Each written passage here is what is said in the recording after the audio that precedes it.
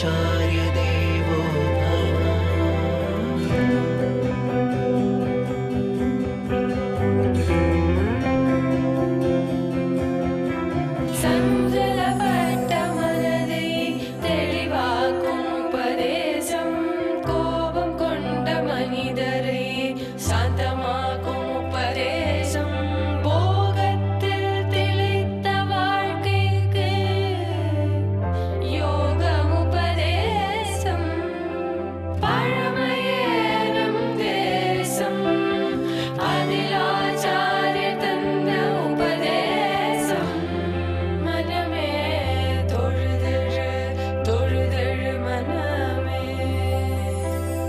मातृदेवो भव पितृदेवो भव आचार्य देवो भव.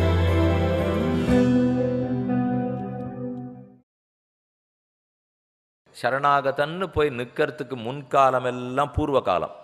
சரணாகதி பண்ணிட்டு இருக்கிறதுங்கிறது சரணாகதி காலம். அதுக்கு ஆசிரயண காலம்னு சொல்லுவார்கள். சரணாகதி ஆன பிற்பாடு இருக்கிற காலம் உத்தர காலம். அப்போ பூர்வ காலம், தற்காலம். தற்காலம்ங்கிறது சரணாகதி பண்ணும்போது அதுதான் ஆசிரியிக்கிற காலம். அதற்கப்புறம் இருக்கிற காலம் உத்தர காலம்.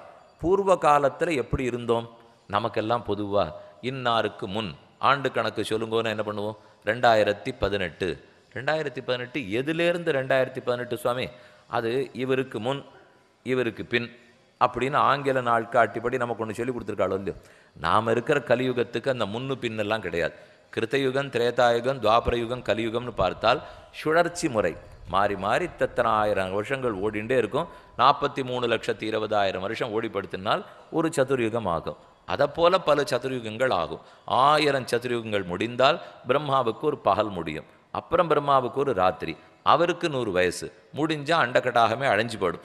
இப்படியாகத்தான் ஓடிட்டு இருக்கே தவிர நமக்கு இது 2000, இதுக்கு முன்னாடி வேற காலம், பின்னாடி வேற காலம், அதெல்லாம் ஆறாரோ எப்போ இருந்ததோ கணக்கு தெரியாது என்றெல்லாம் நாம் சொல்லிக்கிறது இல்லை. இப்போ நாம் பார்க்க வேண்டிய காலம் என்ன தெரியுமோ? சரணாகதிக்கு முன், சரணாகதிக்கு பின். நீங்கள் மாற்றிக்கணும். இப்போ சாமு சாபி. சரணாகதிக்கு முன், சரணாகதிக்கு பின். சரணாகதிக்கு முன்னாடி எப்படி இருந்திருக்கோம் தெரியாது. அது எதுக்கு இப்போ பேசணும்? அது அவரவர்களுக்கு நன்னா தெரியும். இங்கே ஒன்றும் இப்போ பொது வழக்கில் ஏற்றி வச்சு நம்ம பேச வேண்டியதில்லை. இப்போ சரணாகதிக்கு பின் எப்படி என எழுதின தேசிகனே சரணாகதிக்கு முன் எப்படி இருந்தாயின்னு ஒரு அதிகாரம் வைக்கவே இல்லை. வரும் சரணாகதிக்கு பின் எப்படி இருந்தாயின்னு மட்டும்தான் அதிகாரம் வச்சுருக்கார். எதனாலேனால் முன்னால் எப்படி இருந்தோங்கிறத பற்றி இப்போ கவலை இல்லை. இனிமேல் எப்படி இருக்க போகிறோங்கிறத பற்றி தான் கவலை. அசுர பாலகர்கள்லாம் பிரகலாத இடத்துல கேட்குறார், நம்மால் நாராயணனை அணுக முடியுமா?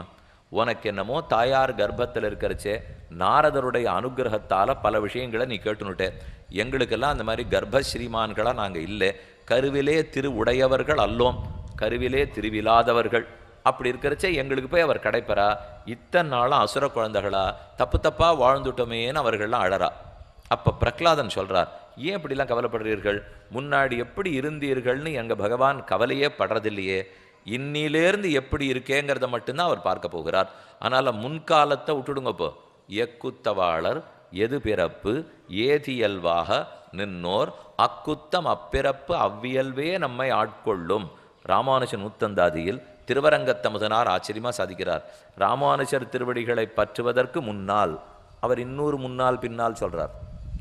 நான் இப்போ சரணாகதிக்கு முன்னால், சரணாகதிக்கு பின்னால்னு சொன்னேனோ இல்லையோ. ராமானுஜர் திருவடிகளை பற்றுவதற்கு முன்னால், திருவடிகளை பற்றுவதற்கு பின்னால். முன்னால் எப்படி இருந்தோம்? குற்றவாளர் எது பிறப்பு ஏதியல்வாக நின்றோர். எத்தனை குற்றத்தோட ஒழுக்க கேடாவானா இருந்திருக்கட்டும், ஒழுக்கம் குறைஞ்சிருக்கட்டும், தவறுகள் பாப்பமெல்லாம் பண்ணியிருக்கட்டும், எங்கவனா பிறந்திருக்கட்டும், அப்போ பிறப்பினாலோ ஒழுக்கத்தினாலோ எப்படி இருந்திருந்தாலும் அது முற்காலம். ஏதியல்வாக நின்னோர் அக்குத்தம் அப்பிறப்பு அவ்வியல்வே நம்மை ஆட்கொள்ளும். ராமானுஜர் திருவடிகளை பற்றின விற்பாடு அந்த பழைய குற்றங்களை பற்றி கவலைப்பட வேண்டாம், அனைத்தும் தள்ளுபடி செய்யப்படும். நாம் போனோம், வங்கியில் நிறையா கடன் வாங்கிட்டு வந்துட்டோம். குறைச்சலாக கடன் வாங்கியிருந்தா வாங்கினவர் கவலைப்படணும், நிறையா கடன் வாங்கியிருந்தா கொடுத்தவர் கவலைப்படணும். ஏன்னா அது கிடைக்குமா கிடைக்காதா, அவர் இந்த நாட்டில் இருப்பரா, கிளம்பியே படுவரா, எங்கே இருப்பார், எந்த நாட்டில் போய் நம்ம தேடணும், எல்லாமே கஷ்டமாக படுறது இல்லையோ. அந்த மாதிரி இப்போது நாம் எதேதோ பண்ணியிருக்கோம், முற்காலத்தில் எது எது ஆயிருந்தாலும் அதுக்கப்புறம் சரணாகதின்னு வங்கி முன்னாடி போய் நிற்கிறார். நின்றுட்டு இது மொத்தத்தையுமா ஒரு திரியாக நீங்கள் இல்லேன்னு கொஞ்சம் எழுதி விட்டுடுறீங்களா அப்படின்னு போய் கேட்பா. அவள் அதெல்லாம் மேலே ஆகாசத்தை பூமியை பார்த்துட்டு செய்யலாம், உங்களுக்கு மொத்தம் 12% வட்டி போட்டிருக்கோம், அது நீங்கள் கட்டாத்தினால அபராதம் அதுக்கு இன்னொரு 12 போட்டிருக்கோம், மொத்தம் 24. நீ வாங்கின அசல் 1 லட்சம், இப்போ சேர்த்தது 24 லட்சமாக இருக்குது, அது மொத்தத்தை நீங்கள் கட்டணும். நீங்கள் வந்து பிரார்த்திக்கிறதுக்காக போனால் போகிறது 24, 23 காலாக கொடுத்துட்டு போங்கன்னுவா. இவர் திரும்பி சொன்னார், நான் காலார நடந்து வந்ததே கால் கூட கொடுக்க போகிறது இல்லைங்கிறதுக்காகத்தான், அதுக்கு தான் நடையாக நடந்து உன் இடத்துக்கு வந்திருக்கேன். இப்போ இன்னமும் 23 கால்ங்கிறீரே, கால் கூட நம்மளால் கொடுக்க முடியாது. அதுக்கப்புறம் இவர் பேசுவார், அவர் பேசுவார், உண்டு இல்லை என்னமோ ஆகும். இதை போல் நாம் இப்போ பகவானிடத்தில் போகிறோம், சரணம்னு சொல்கிறோம். உடனே பிரார்த்தனை என்ன தெரியுமா, இதற்கு முன்னால் என்னென்னென்னெல்லாம் பண்ணியிருப்பேனோ மொத்தத்தையும் ஒரேடியாக இல்லேன்னு தேவரீர் சொல்லணும்.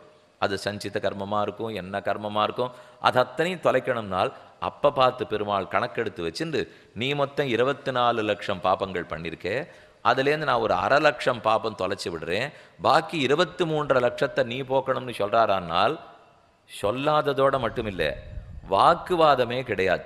இவன் சரணம்னு சொல்லிட்டு கீழே சேவிச்சுட்டு எழுந்திருக்கணும் இல்லையோ, அது எழுந்திருக்கிறதுக்குள்ளாக திரும்பி பார்த்தா 24 லட்சமும் எங்கே போச்சுன்னே தெரியல.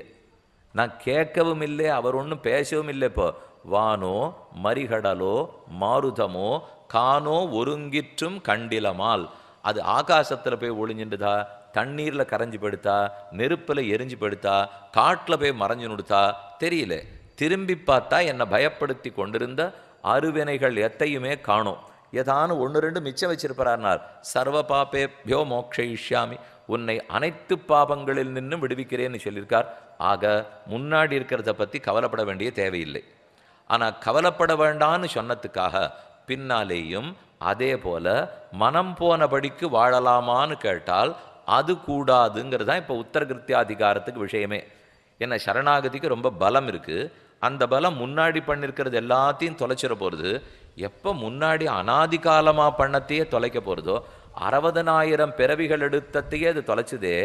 சாமி, நான் இப்போ 60 வருஷத்தை பற்றி தானே பேசிட்டு இருக்கேன், 20லேருந்து 80 தானே, 60,000 6 லட்சம் பிறவிகளையும் அது போக்கித்தே, அத்தனை பிறவியில் சேர்த்த பாபமும் தொலைஞ்சது. ஆனால் இப்போ இது என்ன 20 வயசுலேருந்து 80 வயசு வரைக்கும் இந்த பாபத்தையும் போக்கிவிடாதானால் போக்கும், போக்குற சக்தி இல்லைன்னு யாருமே சொல்லலை இப்போ. ஆனால் இதுக்கப்புறமும் சரணம்னு சொன்ன பிற்பாடும் இதை போல் பாபங்களை நாம் பண்ணி கொண்டிருக்கலாமாங்கிறது கேள்வி. முன்னாடி பண்ணோம், தெரியாதனத்தால் பண்ணோம், இப்போ தெரிஞ்ச பிற்பாடு அந்த தப்பு பண்ணலாமா? இது யாருமே கேள்வி என்ன கேட்பா? படிக்காத சிறு குழந்தைகள் பண்ணால் சரி சுவாமி ஒத்துக்கலாம், படித்தவர் வயசானவர் நீ பண்ணால் ஒத்துக்க முடியுமா? அதை போல் சரணாகதிக்கு முன்னாடி தப்பு நடந்திருந்ததுன்னா போனால் போகிறது ஒத்துக்கலாம். ஆனால் பிற்பாடு நீர் தொடர்ந்து பண்ணிட்டு இருந்தீர்னா அது உமக்கே தப்பா படலையா? இப்போ எது கொண்டு நீர் மோட்சம் போலான்னு இருக்கீர்? பகவானுடைய நெருகேத்துக்க கிருபை, அதை தவிர என்னிடத்துல ஒன்றுமே இல்லை. சரணம்னு வரச்சேவே கார்பண்யம். கார்பண்யம்னா என் கை முதல் ஒன்றுமில்லை, நோற்ற நோன்பிலேன் நுண் அறிவிலேன் ஆகிலுமினி உன்ன விட்டொன்னு மாற்ற கிற்கின்னிலேன் அரவினனை அம்மானேன் நம்மாழ்வாருடைய பாசுரம். வானமாமலை தெய்வநாயக பெருமானிடத்தில் சரணாகதி அனுட்டிக்கிறார். அப்போ கையில் கர்மயோகம் இல்லை, ஞான யோகம் இல்லை, பக்தி யோகம் இல்லை, ஏதும் என்னிடத்தில் இல்லை என்று சொல்லித்தானே சரணாகதி பண்ணியிருக்கோம். அப்போ ஒன்றுமில்லைன்னு சொன்னால் ஒன்றுமே இல்லாட்டா எப்படி மோட்சம் போகிறது? ஏதானு இருந்தால் தானே போக முடியும்னால். சுவாமி ஒரு சின்ன வித்தியாசம், என்னிடத்தில் ஒன்றுமில்லை, ஒன்றுமே இல்லைன்னு யாரும் சொல்லலை. இப்போ என்னிடத்தில் ஒன்றும் இல்லை. 4 பேர் சேர்ந்து வந்தோம், வந்தால் உட்காந்துனுட்டேன், எனக்கு ரொம்ப பசியாக இருக்குது, அவசியம் சாப்பாடு போடுங்க, ஆகாரம் வேணும், இப்போ ததியாராதனம் தயாரா, வந்தோம் உட்காந்துனுட்டோம். இவர் ஒன்றுமே கொண்டுறல, இவர் கையில் இலையும் இல்லை, பாக்கு மட்டையும் இல்லை, பிரசாதமும் கொண்டுறல, ஒன்றும் கொண்டுறல, ஏதானு வாங்கி வடிக்கிறதுக்கு உண்டான அடுப்பும் கொண்டுறல, எதுவும் கொண்டுறல. வந்தார், உட்காண்டார், சாதம் போடலாமா, இவரே பசியாக இருக்கேன்னு ஆரம்பித்தார். யாரோ தன் பார்த்துட்டு இருந்தவன், எப்படி உமக்கு சோறு கிடைக்கும், உம்ம கையில் தான் ஒன்றுமே இல்லையே, எப்படி சாப்பிடுவீர்னு கேட்டான். அவரும் சொன்னார், ராமா என்கிட்ட ஒன்றும் இல்லை, அடுப்பும் கிடையாது, நெருப்பும் கிடையாது, பாத்திரம் வெங்கல பானையும் கிடையாது, அரிசியும் கிடையாது, ஒன்றும் கிடையாதுன்னால் அப்போ பார்த்தவன் நிச்சயப்படுத்தினுட்டான், ஆக மொத்தத்தில் உமக்கு சோறு கிடைக்க போகிறதில்லை. ஆனால் இவர் தைரியமாக சொன்னார், கண்டிப்பாக சாப்பிட போகிறேன், நன்னா கதம்ப சாதம் உண்டு, அவியல் சாதம் உண்டு, தொகையல் சாதம் உண்டு, அப்புறம் குழம்பு சாதம், சாதம், மோர் சாதம் எல்லாம் சாப்பிட போகிறேன்னால் எந்த தைரியத்தில் இவர் சொல்கிறாருனால் என்னிடத்துல எதுவுமே இல்லை. ஆனால் நான் இப்போ 3 பேர் அழைச்சின்னு வந்திருக்கேன் பாரு, அவள்கிட்ட எல்லாம் இருக்குது. நான் இப்போ இல்லைன்னு சொன்னது எங்கிட்ட இல்லைன்னு சொன்னேனே தவிர யார்கிட்டையுமே இல்லைன்னு நான் சொல்லலையே. யார்கிட்டையுமே இல்லைன்னு ஒத்தரட்டையான இல்லாட்டா சோறு கிடைக்காது. யார்கிட்டையான இருந்தால் தானே கிடைக்கும். அதை போல் இப்போ பகவானிடத்தில் சரணம்னு சொல்லிட்டோமே, சொல்லும்போது ஒன்றுமில்லேன்னு விட்டீர்கள். என்னிடத்தில் ஒன்றுமில்லை, ஆனால் சேர்த்து வைத்து உன்னிடத்தில் அனைத்தும் உள்ளது. அப்படி உன்னிடத்தில் என்ன இருக்குன்னால் காருண்யம், நிருகேதுகமான கிருபா, தயா, அது இருக்கவே தானே எனக்கு நீர் இப்போ மோட்சமே கொடுக்க போகிறீர். அப்போ நாம் எந்த ஒன்றை நம்பி மோட்சம் கிடைக்கும்னு காத்துருக்கோம்?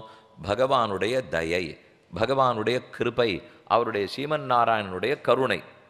அப்போ இன்னும் ஒன்றுத்தில் என்ன ஜாக்கிரதையாக இருக்கணும்? மோட்சம் போகிற வரைக்கும் அதில் மட்டும் ஜாக்கிரதையாக இருக்கணும். மற்ற எங்கே எது தப்பாக பண்ணாட்டாலும் அந்த கருணைக்கு குந்தகம் வரும்படிக்கு ஒன்றும் பண்ணக்கூடாது இல்லையோ. ஏன்னா அந்த ஒன்றைத்தான் நான் இப்போ எதிர்பார்த்துருக்கேன். அதை தவிர என்கிட்ட ஒன்றும் கிடையாது. எங்கேயானு தப்பித்தவரை அதில் போய் நான் கையை வச்சுவிட்டால் அப்போ மோட்சம் கிடைக்குமாங்கிற சந்தேகம் தானே. ஏன்னா என்னிடத்துல பொறுப்பு இல்லை, எங்கிட்ட சக்தியும் இல்லை. அப்போ அவர் கருணையே எதிர்பார்த்துட்டு இருக்கிறச்சே அந்த கருணைக்கு குறைவராத படிக்கு, அந்த கருணை மாதிரி கோபமாயிடாத படிக்கு எப்படி வாழணுமோ அதுதானே உத்தரகிருத்தியமாக இருக்கும். அது ஒன்று தானே இப்போ தேவை. அதை என்ன பண்ணணும்? பகவானுடைய தயை எப்பப்போ மாறுடலாம், அவருடைய கருணைக்கு எப்போது குறை வந்து விடலாம். குறைன்னா என்ன? நம்மால் குறை, அவர் கருணைக்கு குறை இல்லை. இப்போ நான் ஏதானு கண்டுபிடிக்க இருக்க ஆரம்பிச்சுட்டா அவருக்கு பிடிக்க போகிறதா? அப்படியெல்லாம் இருக்காதே, இப்படி இருப்பாய் அப்படிங்கிறதான் உத்தரகிருத்தியாதிகாரத்தில் சொல்கிறார். அப்போ மாறுதலே இல்லாத இருந்துட முடியுமா? நேற்று வரைக்கும் எம்பொறுப்புன்னு நினச்சிருந்தேன், அப்போ எப்படியோ இருந்தேன். இன்னிலேருந்து பகவானுடைய தயையால தாங்கிற முடிவுக்கு வந்துட்டேன். அப்போ அதுக்கு தகுந்த மாதிரி நான் நடந்துக்கணும் இல்லையோ. இன்னி வரைக்கும் இப்படி இருந்துட்டோம், நாளிலேருந்து இப்படி இருக்க போகிறோம்னால் எங்கே சேர்ந்துருக்கோமோ அப்படி. குழந்தைகள் பாடசாலையில் சேர்றதுக்காக வந்திருக்கா. இப்போ இங்கே வந்த உடனே அதுக்குன்னு வாத்தியார் சுவாமி உடனே சொல்லிடுவார், நேற்று வரைக்கும் என்னென்ன சாப்பிட்டுருந்தே, நேற்று வரைக்கும் என்னென்ன உடுப்பு போண்டு வந்தே, நேற்று வரைக்கும் தலை எப்படி இருந்தது, நேற்று வரைக்கும் நெத்தியில் இட்டுன்னு இருந்தியா இல்லையா, நேற்று வரைக்கும் எங்கெங்கெல்லாம் போய் சாப்பிட்டுருந்தே, எல்லாத்தையும் வாத்தியார் சுவாமி கேட்பார்.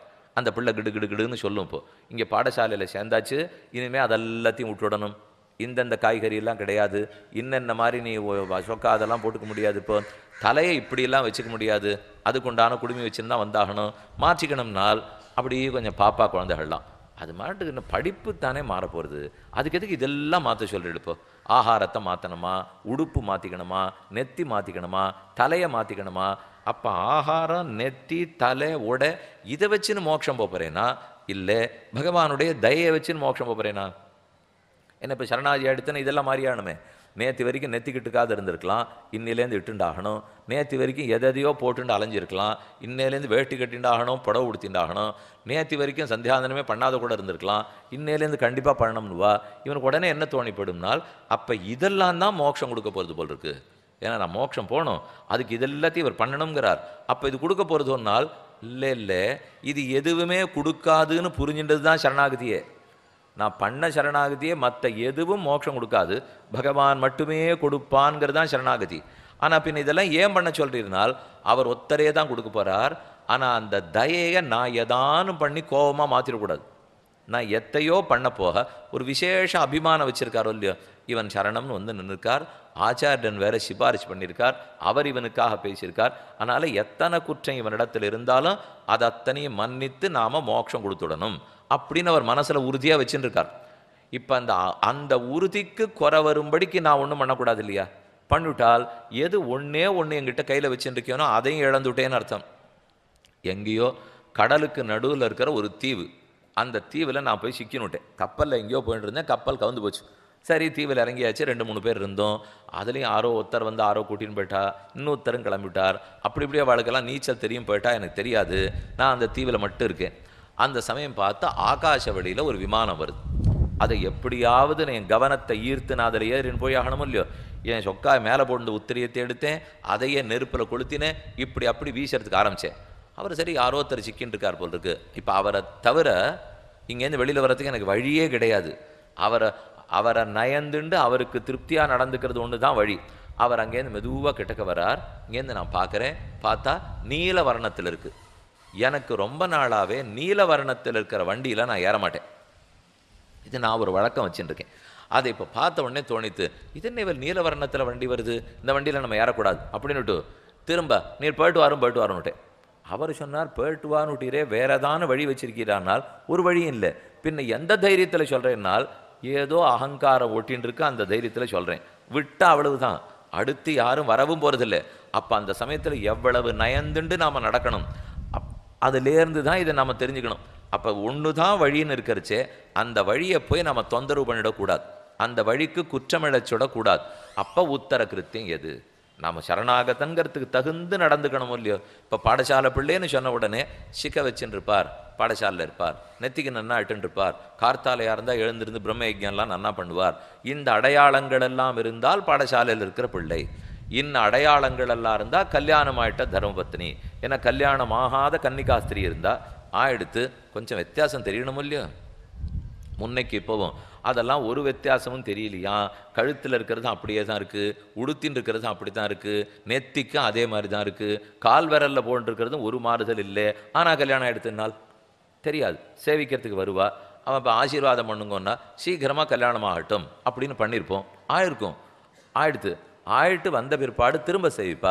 ஏதோ ஒரு வருஷத்துக்கு முன்னாடி வாழை பார்த்துருக்கோம், அப்போவே ஏதோ கல்யாணம் ஆகலைன்னு சொன்னான்னு ஆளை போல் இருக்குன்னு நினச்சிட்டு சீக்கிரமே விவாக பிராப்தி ரஸ்து அப்படின்னு திரும்ப ஒரு வருஷங்கள், சுவாமி என்ன இந்த மாதிரி சொல்கிறீர், எனக்கு கல்யாணம் ஆயிடுத்தேனால் எப்படி தெரியும்? ஆயிடுத்தேங்கிறதுக்கு தகுந்த மாதிரி வந்தால் தான் தெரியும், அதுக்கு தகுந்த மாதிரி வரலைன்னால் சொன்னால் தெரியும்.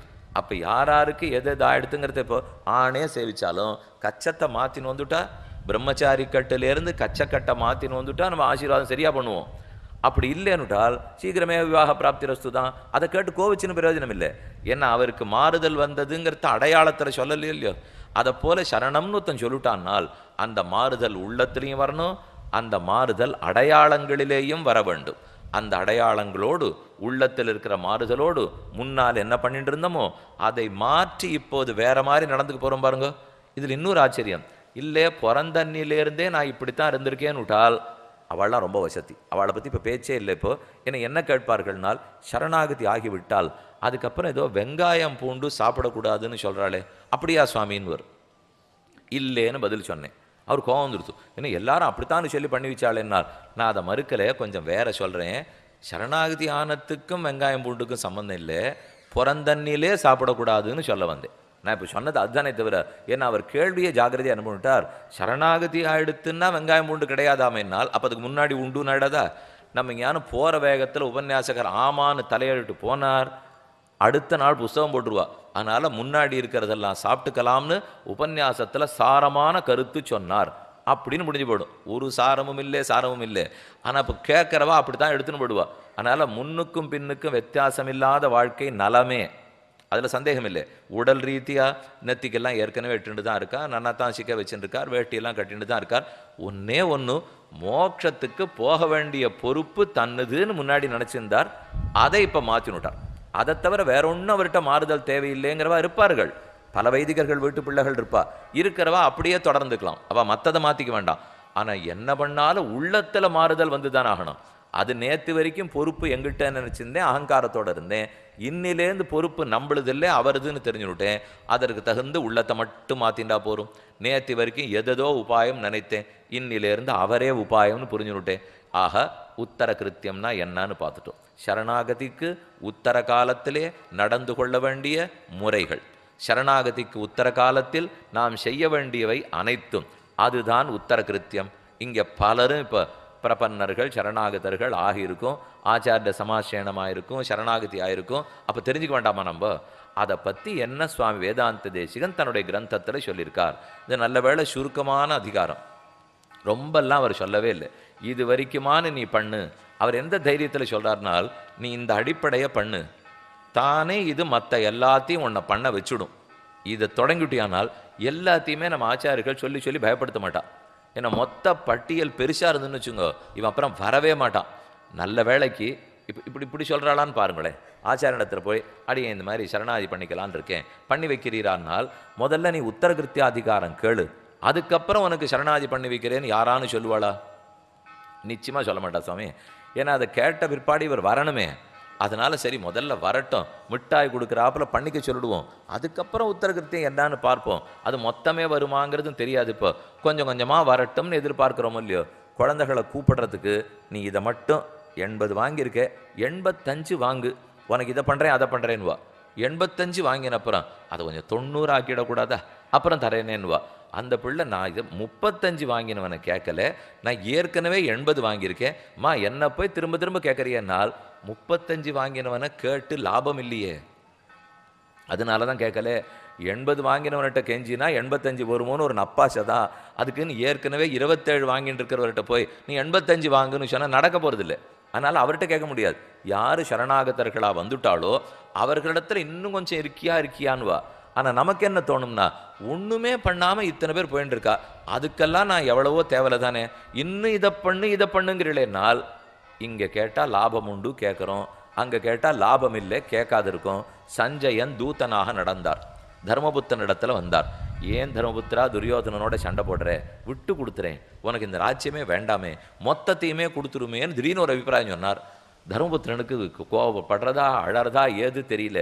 இப்படி அநியாயமாக என்கிட்ட வந்து கேட்குறீரே, அவனிடத்துல மொத்த ராஜ்யத்தையும் பார்த்து பாதியாக்கி ஒரு பாதி கொடுன்னு நல்லத்தை சொல்லுவீர்னு பார்த்தா மொத்தமாக தப்பாக என்னை மொத்தத்தையும் அவர்கிட்ட விட்டு சொல்லிடுறீரே, இதை போய் அவங்ககிட்ட சொல்லுவீரான்னு கேட்குறார் தர்மபுத்திரர். சஞ்சயன் சொன்னார், நிச்சயமாக சொல்ல மாட்டேன், உம்மகிட்ட தான் கேட்பேன்னால். இது என்ன நியாயமாகவே இல்லையே, அந்த பக்கம் போய் பேசினா தானே நியாயம்னால், பேசினா எடுபடாதுன்னு தெரியுமே யுதிஷ்டிரா, அதனால தான் நான் பேசலை. நல்லவனிடத்துல தான் இன்னும் கொஞ்சம் கொடுக்குறியான்னு கேட்க முடியும், அவன் நல்லவன் இல்லைன்னால் கேட்டு பிரயோஜனமே இல்லை. இதில் ஒன்றும் தப்பு இல்லைங்கிறார் அவர். கண்ணன் ஆமோதிச்சிட்டார், சஞ்சயன் சொல்கிறது சரிதான், அதனால் இப்படித்தான் நடந்துக்கிட்டு, வேணும்னா நீ கொடு, முடியலன்னா நீ சண்டை போட்டுக்கோ, அதுக்குன்னு அவர் செஞ்சதை தப்புன்னு சொல்லாதேன்னு கண்ணனே கூட சொன்னார். ஆக 6 சரணாகதர்களாக வந்துட்டார்களோ இன்னும் கொஞ்சங்கிற தேவை அவர்களிடத்துல தான் வரும். அதை கண்டு சுணங்க வேண்டாம், தாராளமாக தொடங்கினோம்னா மற்றது கிட்டும். இது ஒவ்வொரு அதிகாரத்துக்கும் முதல்ல ஆச்சரியமாக ஒரு ஸ்லோகம் சாதிக்கிறார். அந்த ஸ்லோகமும் வாசிக்கிறேன். அதில் சுருக்கமாக சொல்லிடுவார் உத்தரகிருத்தியம் என்னங்கிறது. அதுக்கப்புறம் விளக்கமாக அதுக்கு என்ன அர்த்தம்னு பார்க்கலாம். சந்தோஷார்த்தம் விமர்சதி முகுகு சத்பிர் அத்தியாத்ம வித்யா. இது நாம் செய்ய வேண்டிய முதல் வேலை. சந்தோஷார்த்தம், நாம் சந்தோஷப்படணுமா இல்லையா? சரணாகதிக்கு முன்னால் சந்தோஷமே இல்லை, ஒரே வருத்தம் துக்கம் கவலை. சரணாகதிக்கு பின்னால் கண்ணன் மாசுச்சகான்னு சொல்லிட்டாரே, அதனால் இனிமேல் கவலையே பட முடியாது. எப்போ சோகப்படாதேன்னு சொன்னாரோ, எப்போ சோகப்படணும்? சரணாகதிக்கு முன்னால். எப்போ சோகத்தை விட்டுடணும்? சரணாகதிக்கு பின்னால். அப்போ பின்னால் சோகம் கூடாது, அதைத்தான் சந்தோஷார்த்தம்னு ஆரம்பிக்கிறார். இனிமே நாம் சந்தோஷமாக இருக்கணும்னு புரிஞ்சுங்கோ. இது நன்னா இருக்கு இல்லையா? யாருக்குமே எதை சொன்னால் முதல்ல சந்தோஷமாக சிரிச்சின்னு வருவாளோ அதை சொல்கிறார் பாருங்க. இதுதான் கைதேர்ந்த ஆசிரியருடைய அழகான அணுகுமுறை. எடுத்தெடுப்பில் இத்தை பண்ணாதே அத்தை பண்ணாதேலாம் ஆரம்பிக்கவே இல்லை. ஆரம்பிச்ச சந்தோஷார்த்தம். சரணாகதிக்கு முன்னாடி துக்கம் இருக்குங்கிறத சொல்லாமல் சொல்லிட்டார். இப்போ நீ சரணாகதிக்கு முன்னாடி துக்கப்படுறவனாக இருந்தே, இனிமே அந்த துக்கத்தை விட்டுடு. சந்தோஷார்த்தம் விமர்சதி முகுகு சத்பிர் அத்தியாத்ம வித்யா. பல ஆச்சாரியர்களோடும் நல்ல சத்துக்களோடையும் சேர்ந்து அத்தியாத்ம சாஸ்திரத்தை விடாமல் பரிசீலனம் பண்ணிகிட்டே இருக்கணும். இது நம்ம செய்ய வேண்டியது. அப்பப்போ ஆறான சத்சங்கத்தில் 4 பேர் அமர்ந்துண்டு கீதை என்ன சொல்கிறது, திவ்ய பிரபந்தம் என்ன சொல்கிறது என்று பேசின்று. இப்போ நமக்கு முதல் சந்தேகம், இனிமே எதுக்கு பேசணும்? வேதத்தெல்லாம் பற்றி விமர்சனம் பண்ணி அதெல்லாத்தையும் தெரிஞ்சுண்டு சரணாகதி தான் உபாயமாம் நினச்சிட்டு சரணாகதி பண்ண வர்றதுக்கு தானே அதெல்லாம். நான் தான் அதை தெரிஞ்சுட்டு பண்ணியே முடிச்சுட்டேனே, அதனால் இனிமே அது வேணுமான்னு கேட்டால் கண்டிப்பாக வேணும்.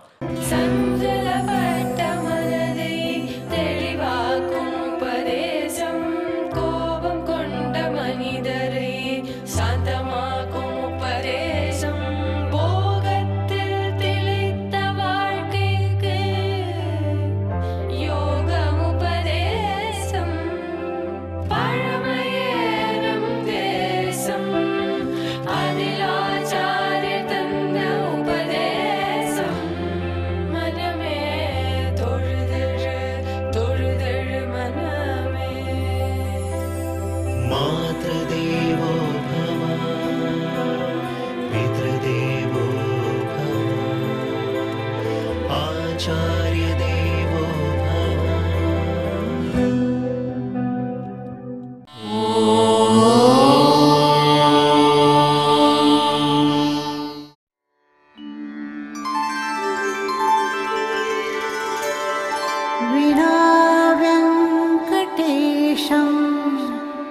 ननाथो ननाथः सदा वेङ्कटेशं स्मरामि स्मरामि। हरे वेङ्कटेश प्रसीद प्रसीद। प्रियं वेङ्कटेश प्रयच्छ प्रयच्छ।